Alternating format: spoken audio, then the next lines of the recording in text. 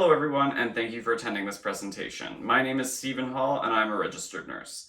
Today we'll be talking about maintaining ethical conduct in quality improvement projects. Quality improvement, or QI, and clinical research both play essential roles in healthcare to enhance and improve patient care. Clinical research uses the scientific method to investigate a health-related problem systematically, and research initiatives often involve an intervention.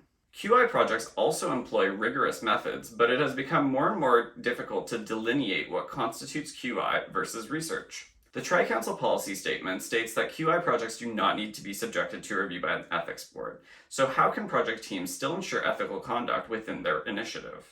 A clinical research project might seek to answer something like, what is the effectiveness of corticosteroids in the treatment of third-degree heart block? In this project, clinicians would be seeking to implement an intervention that may be novel and determine its effectiveness. So it is pretty clear that this is in fact a research initiative. But here's where it gets tricky. Let's say a project is seeking to develop a protocol for the treatment of third-degree heart block. A project team might ask, what treatment methods for third-degree heart block are most appropriate for including in our institution's protocol? Obviously, interventions are being implemented in this case still because we're treating the heart block. But in this case, clinicians are not introducing something novel or attempting to answer whether or not a treatment method is effective. Rather, it is evaluating existing interventions that would otherwise be implemented, and we are assessing the quality of each intervention. So this second proposed project, let's say that we want to make the argument that it is quality improvement.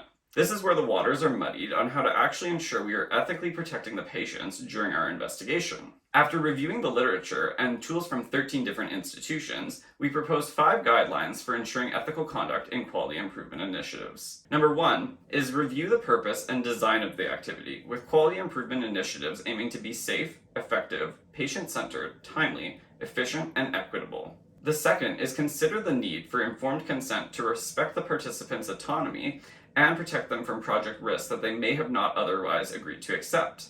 Number 3 is consider how participant confidentiality is protected and take measures to ensure that no participant information is unintentionally transmitted. Number 4 is consider whether the right of the participant to withdraw from the project is necessary. And lastly, number 5 is seek an exemption from a research ethics board for your QI initiative to ensure that no further oversight is required.